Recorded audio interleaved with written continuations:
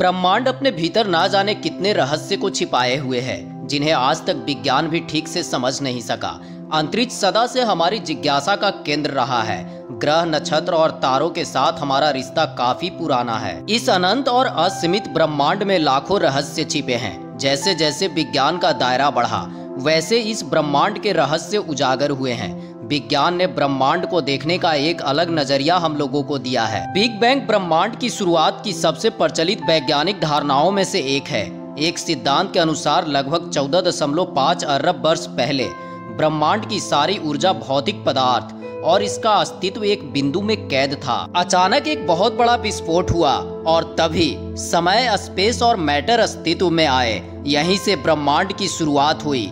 तब से ब्रह्मांड लगातार फैलता जा रहा है। पर कई बड़े वैज्ञानिकों का मानना है कि बिग बैंग थ्योरी एक कल्पना है। उनका मानना है कि किसी भी घटना को घटित होने के लिए समय की जरूरत होती है। बिग बैंग से पहले समय नहीं था।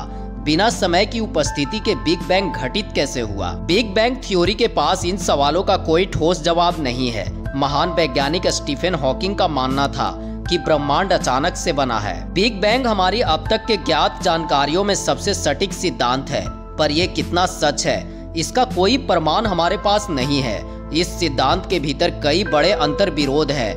इस रूप में ब्रह्मांड का सृजन कैसे हुआ, यह आज भी एक रहस्य का विषय बना हुआ है। अंतरिक्ष का 95% हिस्सा डार्क मैटर और डार्क एनर्जी से मिलकर बना है।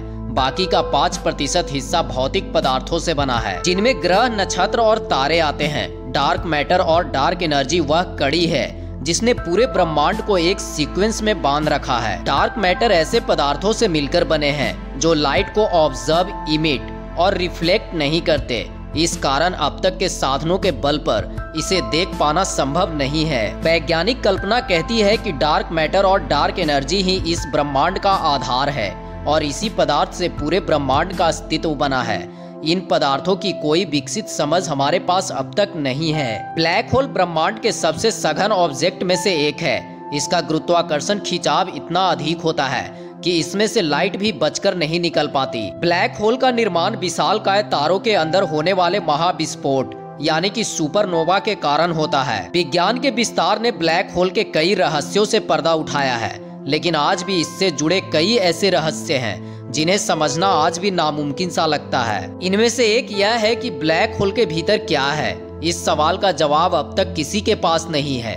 ब्लैक होल को देख पाना असंभव है। हमें यह भी नहीं पता कि ब्लैक होल के केंद्र में जब कोई ऑब्जेक्ट जाता है तो उसके साथ क्या होता है। कई वैज्ञानिकों की परिकल्पना कहती है कि ब्लैक होल में जाने के बाद ऑब्जेक्ट किसी दूसरे आयाम में चले जाते हैं। अब तक के हमारे ज्ञात ब्रह्मांड में 150 बिलियन आकाश गंगाओं का हमें पता चला है।